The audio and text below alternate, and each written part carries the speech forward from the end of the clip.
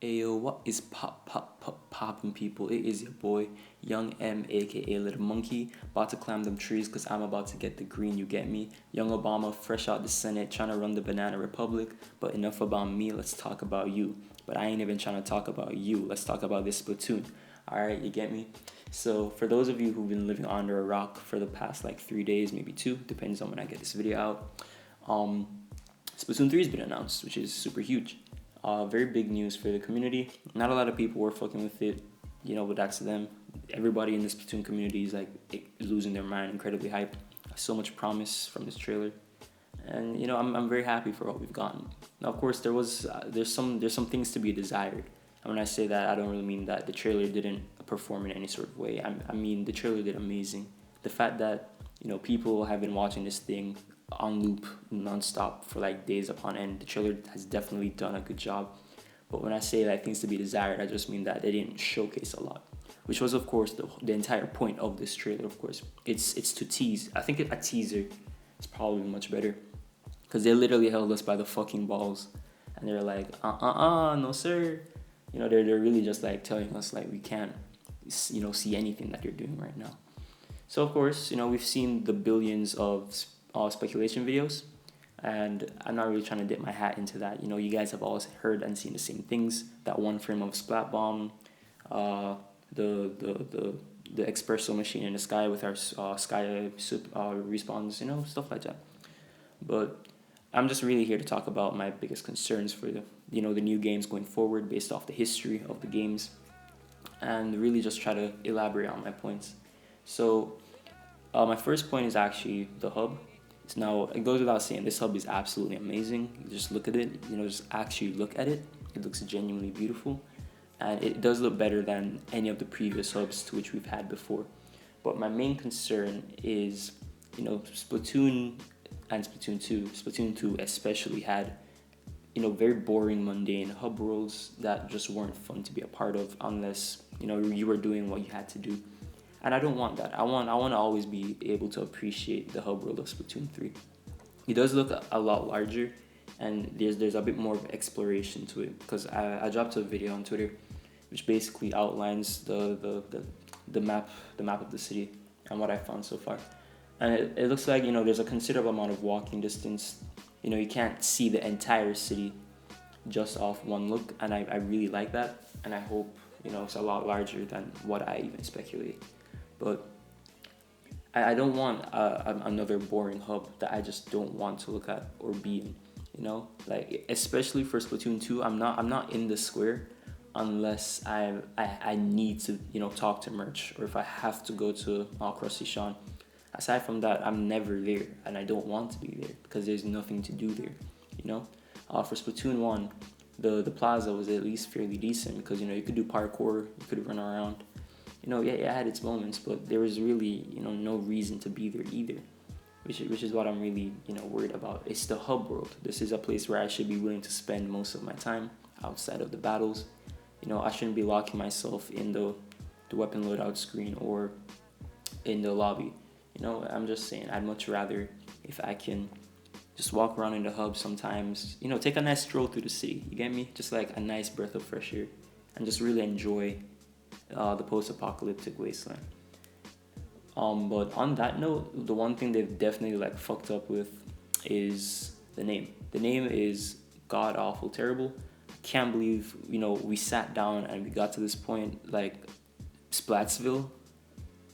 You're telling me we're in Splatsville? Like, holy fucking shit! The hardest neighborhood in the whole country, full of gangsters, battle-hardened teenagers who are going to the death every day, is Splatsville. Like the Japanese version definitely has a better name, which is Bunkara, which is what I will be calling it from here on out. Hopefully, as a community, we can just sit down and agree that we can just go with Bunkara, ignore any time the word Splatsville is on our screen, and just immediately put Bunkara over it. Because it's just, I really can't believe the entire localization team sat down and they were like, yes sir, Splatsville is such a good idea. It's just no. But again, the city looks amazing. Everything about this game looks amazing right now. and going forward, it's definitely looking promising. So my second worry, and this is my major worry, is patching and the weapon balance. So a lot of people will tell you that Splatoon 2 is a very balanced game, and I'd somewhat agree. I'm not gonna lie. My opinion is that Splatoon 2, while balanced, is incredibly boring. The patch team, while some people say they know what they're doing, I personally do not in the slightest agree, because they clearly do not, in my opinion. We've seen Splattershot been buffed at least like 15 times, unironically. I'm being quite serious. At least 15 times, while Range Blaster has never been touched. Other weapons are clearly suffering, and they don't really make any effort to give us a decent metagame. We've been stuck in armor for our entire lives, and I pray to God armor doesn't come back, or any type of reinforcement special. That's my biggest worry too. Any form of reinforcement special that gives us invincibility or more HP, I'm going to be shitting my pants over. Another thing I really hope is that we don't really have repeat weapons, like things that have the same kits, and weapons that do things better than other weapons, like a T, to where you just don't want to play other weapons.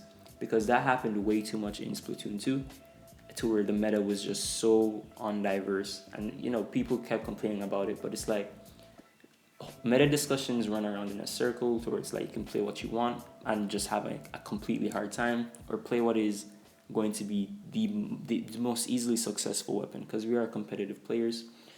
And if you want to play something that's good, or you just want to play something that's fun, it's up to you. But ultimately, I don't feel like it should be a choice. We have 100 plus weapons in the game. I feel like I should be able to play almost any of these, and this isn't too much to ask for. I should be able to pick up any of these weapons, and just be able to find very solid success with it in a competitive scape, because the weapons are clearly in the game for a reason. I just don't see why we have to go through these hurdles. So yeah, that's really like what I'm really worried about. Just the patching and the weapons. They were of course hiring I do believe, yeah, they're hiring people to make the patch team. So hopefully a competitive player can slip in, just completely make sure that we don't enter Pandora's box again. But aside from that, everything does look pretty good. I love the new specials. I love the mini whales. I love the crab. That shit looks amazing. Ingzuka coming back is super huge, and of course, Tenta missiles were seen in some pictures floating around on the official web Twitter. So that's really cool. We already know 4 specials so far. Hopefully, there's a good number. But I'm not really gonna be picky or choosy, because I do love what I'm seeing so far. My next super huge worry is that we get a really bad training room again. So if you've only played Splatoon, you won't really know what a good training room looks like. And I actually had this experience unironically. I saw another shooter training room, and I was like, training rooms can look this good? They can be this, actually help you improve at the game? It was so weird for me. And I really hope that we don't have to make the same mistake again for the third game. Give us targets that shoot back at us. Give us things that can help train our movement. Give me an option whether I want to have my special meter capped out or not have it capped out. So just leave some cans with specials around that I can use. Make it easier for me to practice the things I want to practice in the shortest amount of time possible. That's really what I need. That's what I'm hoping for, because I don't really like how anytime I go into the training room, first things first, if I want to train my inkjet, I have to waste like 10 seconds painting the whole place, and I gotta pop my jet. I gotta get a comfy spot, make sure I'm aiming correctly. I don't want that, and I'm not even being trained properly, because nothing is shooting back at me. Nothing's making me have to dodge or have a better game sense, except for me creating fake projectiles within my mind that I have to go out of my way to move around. And that's really just something that's ticks me off. Splatoon 1 especially had an incredibly terrible training room. Splatoon 2 had an upgrade, with the moving dummies. But again, they're not good training rooms at all, by no means.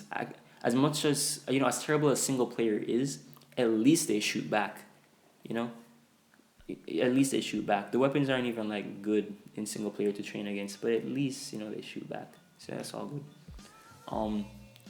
And my next big concern is going to be the story mode.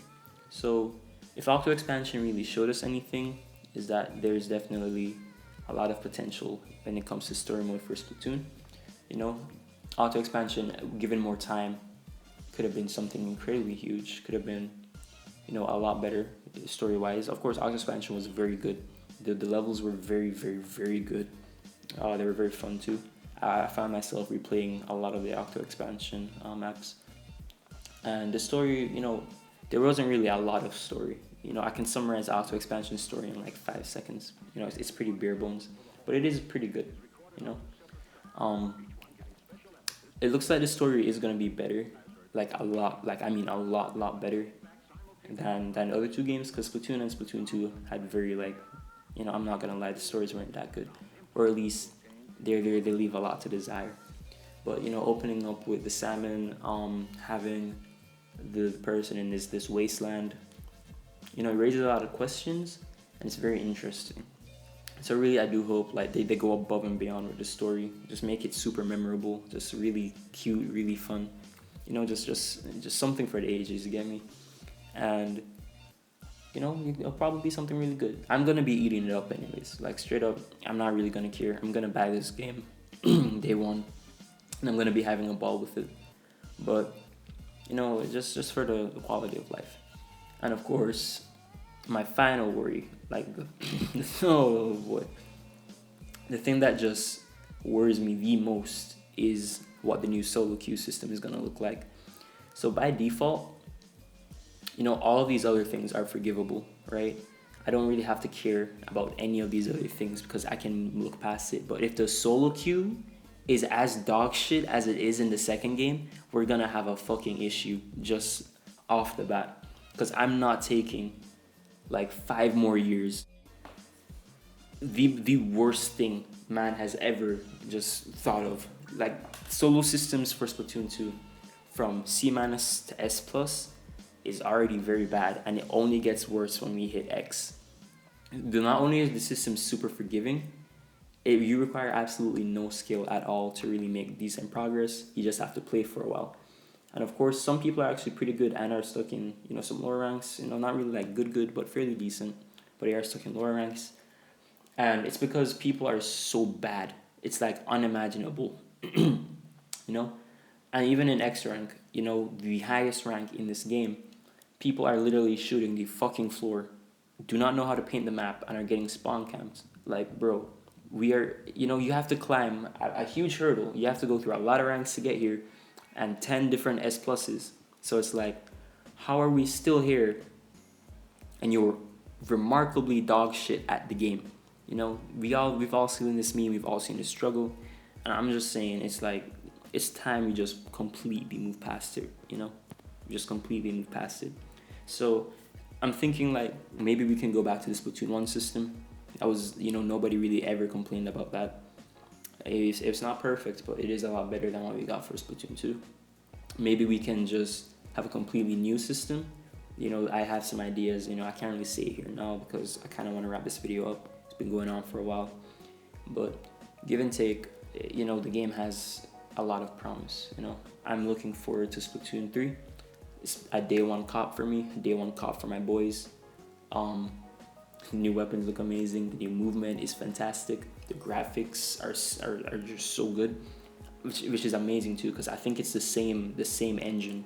They just got a lot better at handling their models.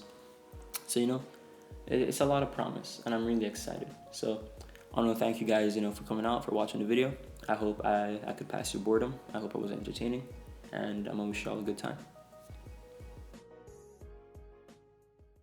On a different wave when I see you like some salmonette. Niggas stay sheeping for the meta. They ain't use they head on my bed.